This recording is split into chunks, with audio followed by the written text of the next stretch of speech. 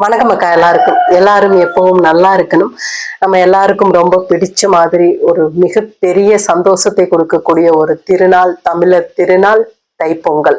வரக்கூடிய 13ஆம் தேதி ஆரம்பிச்சு 16ஆம் தேதி வரைக்குமே பொங்கல் பண்டிகை ரொம்ப சிறப்பா கொண்டாடுறதுக்கு எல்லாருமே தயாரா இருப்போம்னு நினைக்கிறேன்.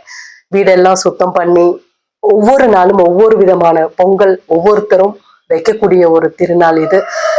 அதாவது போகி பண்டிகை, பழையன கழிதலும் புதியன புகுதலும் சொல்லி வீட்டை சுத்தம் பண்ணிட்டு வீட்டுல இருக்கக்கூடிய பழசு இதெல்லாம் நம்ம எரிப்போம். அதுக்காகத்தான் முக்கியமாவே நான் இந்த பதிவு கொடுக்கணும். அதோடு சேர்ந்து உங்கள் அம்மா சேனல் சப்ஸ்கிரைபருக்கும் உலக மக்கள் அனைவருக்குமே வாழ்த்துக்கள் சொல்றதுக்காகவும் தான் இந்த பதிவு. அதாவது போகி பண்டிகை முன்னாடி எல்லாம் பாத்தீங்கன்னா ஈஞ்சையில ஈஞ்சத்துலதான் நிறைய பொருட்கள் இருக்கும். ஈஞ்சைன்னா உங்களுக்கு சில பேருக்கு தெரியும், சில பேருக்கு தெரியாது. ஈஞ்சையில பாய் பின்னுவாங்க, கூடை பின்னுவாங்க, பெரம்புல கூடை பின்னுவாங்க. அந்த மாதிரியான பொருட்கள் தான் நம்ம அதிக பயன்பாட்டுல வச்சிருப்போம் எல்லாத்துக்குமே. அதே போல நம்ம சமைக்க யூஸ் பண்ற எல்லா பொருளும் எல்லாமே, தூங்குறதுக்கு பஞ்சு, இலவம் பஞ்சுல தான் தலகாணி இருக்கும் எல்லாமே. ஆனா இன்னைக்கு பாத்தீங்கன்னா பிளாஸ்டிக் கலக்காத எந்த பொருளுமே கிடையாது. அது தீ வைக்கிறோம் அப்படின்னு சொல்லி தயவு செஞ்சு யாரும் எந்த ஒரு பொருளையும் தீ வைக்காதீங்க. இப்போ உண்மையா நம்ம சுத்தமான பொருளா அப்படின்னு கேட்டா எதுவுமே கிடையாது, எல்லாமே பிளாஸ்டிக் தான். அதனால தீ வச்சு உங்களுக்கு நீங்களே ஒரு உடல்நல கேடை உருவாக்கிக்க கூடாது அப்படிங்கறது இந்த நேரத்துல நான் ஞாபகப்படுத்துறேன். யாருமே எதையுமே தீ வைக்காதீங்க. உங்களுக்கு உபயோகம் இல்லை அப்படின்னா கொஞ்சம் நல்ல தரமானதா இருந்தா யாருக்காவது கொடுக்கலாம்.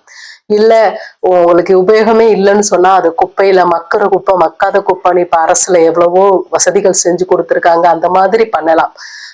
போகி பண்டிகைனாலே நம்ம எரிச்சுதான் ஆகணும் அப்படிங்கிறது கிடையாது. மனசுல இருக்க குப்பைகளை தூக்கி ஓரமா போடுங்க, மனசை சுத்தமா வச்சுக்கோங்க.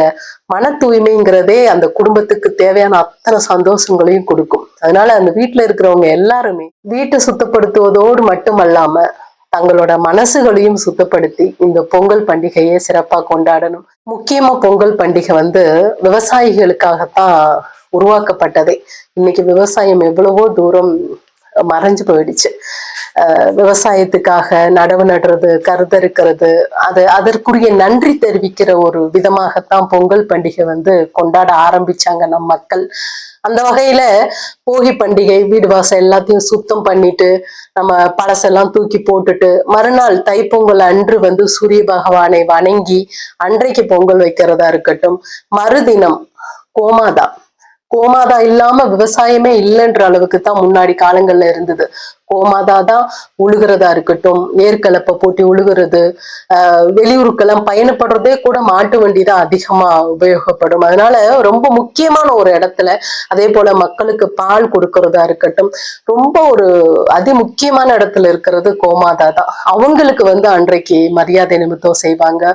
சில பேரெல்லாம் தன்னோட உழுகிற நிலம் இருக்கு இல்லையா, அந்த நிலத்துக்கு ஒரு இடத்துல மொழிகி மஞ்சள் எல்லாம் கலந்து மொழிகி அந்த இடத்துல பொங்கல் வைப்பாங்க. அப்புறம் உழவர் திருநாள், அந்த உழவர் திருநாள் விவசாயிகள் எல்லோருமே பொங்கல் வச்சு வழிபாடு பண்ணுவாங்க. ஒவ்வொருத்தரும் ஒவ்வொரு விதமான நாள்ல பொங்கல் வைப்பாங்க. சில பேர் தொடர்ச்சியா அந்த 3 தினங்களுமே பொங்கல் வைப்பாங்க. தைப்பொங்கல், மாட்டுப்பொங்கல், உழவர் திருநாள் 3 நாளுமே பொங்கல் வச்சு வழிபாடு செய்வாங்க. இதுல என்னன்னா எனக்கு தோன்ற ஒரே ஒரு விஷயம், பொங்கல் பண்டிகை அப்படின்னு சொன்னாலே இப்ப இருக்கக்கூடிய காலகட்டத்துல வரக்கூடிய சின்ன குழந்தைகள் இருக்கட்டும், எல்லாருக்குமே பொங்கல் பண்டிகைனா ஏன் கொண்டாடுறோம் அப்படிங்கிறத ஒவ்வொரு வீட்டுல இருக்கக்கூடிய பெரியவங்க சொல்லி கொடுங்க அப்படிங்கிறதுக்காகத்தான் இந்த பதிவை நான் கொடுக்குறேன்னு வச்சுக்கோங்களேன். ஏன்னா ஊடகம்ங்கிறது இப்ப நான் பேசிடுவேன், ஏமா நீங்க பேசுங்க, நாங்க எங்க குழந்தைகிட்ட காமிக்கிறோங்கிறது வேற. ஏன்னா இப்ப எல்லாம் மொபைல் கையில கொடுக்கறதே தப்புன்னு நான் தான் சொல்றேன். அதுவே என்னைய போட்டு காமிங்க அப்படின்லாம் நான் சொல்ல போறது இல்லை. வீட்டுல இருக்கிற பெரியவங்க, ஒரு திருவிழா வருது, பள்ளிக்கூடம் லீவ் விட்டுட்டாங்க, அப்போ ஏன் லீவ் விட்டாங்க, இந்த திருநாள்னா என்ன, இந்த திருவிழாவுல போகி பண்டிகை ஏன் கொண்டாடுறோம், உங்களுக்கு என்ன தெரியுமோ அதை சொல்லி கொடுங்க. பெரிய அளவுல இல்லைனாலும் இப்போ இருக்கிற கூடிய தாய் தகப்பன் உங்களுக்கு ஏதோ ஒரு அளவுக்கு தெரிஞ்சிருக்கும் இல்லையா, அதை சொல்லி கொடுங்க. ஏன்னா இனி வரக்கூடிய எல்லோருக்குமே திருவிழா அப்படின்னு சொன்னா ஏதோ லீவ் விடுவாங்க, பொங்கல் வைப்போம், கரும்பு சாப்பிடுவோம், அப்படியே முடிஞ்சு போயிடக்கூடாது. ஏன்னா வீட்டு வாசல்ல மொழுகி கழுவி சுத்தம் பண்ணி பொங்கல் வச்சது மாறி, விவசாய நிலத்துல பொங்கல் வச்சதெல்லாம் மாறி இன்னைக்கு ஸ்டவ் அடுப்புலதான் நம்ம பொங்க வைக்கிறோம். நியாயமா பார்க்க போனா புது மண் அடுப்பு வாங்கி புது மண்பானை வாங்கி ஒவ்வொருத்தரும் அவங்களுடைய வீட்டு வாசல்ல இயற்கைக்கும் இந்த பிரபஞ்ச பேராற்றல்கள் அத்தனைக்கும் சமர்ப்பணம் பண்ணுவதாகத்தான் முதல் பொங்கல் வைப்பாங்க.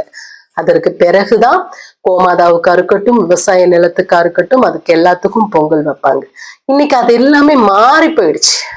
அப்போ இனி வரக்கூடியவர்களுக்கு நெட்ல போய் தேடாம ஏன் பொங்கல் கொண்டாடுறோம் அப்படின்னா கூகுள்ல போய் சர்ச் பண்ணுவோம் அப்படின்னு கொடுக்காம, எங்க அப்பா சொல்லியிருக்காரு, எங்க அம்மா சொல்லியிருக்காங்க, எங்க தாத்தா பாட்டி சொல்லியிருக்காங்க, இதுக்குத்தான் பொங்கல் கொண்டாடுறோம் அப்படின்னு நம்மளுடைய பாரம்பரியமான விஷயங்களை அவங்களுக்கு சொல்லணும்.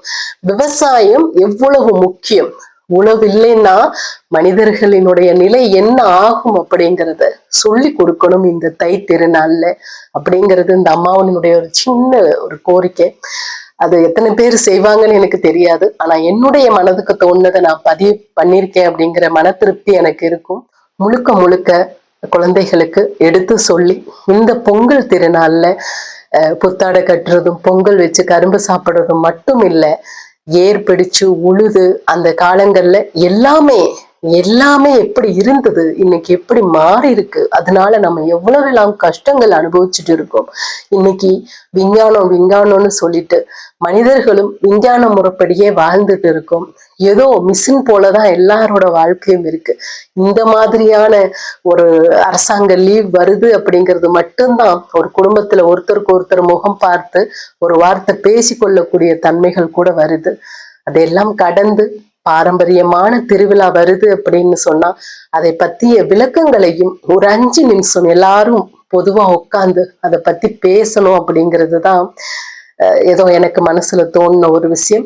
மற்றபடி இந்த பொங்கல் திருநாளிலே இயற்கை, இந்த பிரபஞ்ச பேராற்றல் உங்க எல்லோருக்குமே சகலவித நன்மைகளை கொடுத்து ஆரோக்கியத்தை கொடுத்து நலமோடு பாதுகாக்கணும் என்ற ஒரு அருளாசியோடும் வேண்டுதலோடும் விடைபெற்றுக்கிறேன். நன்றி, வணக்கம்.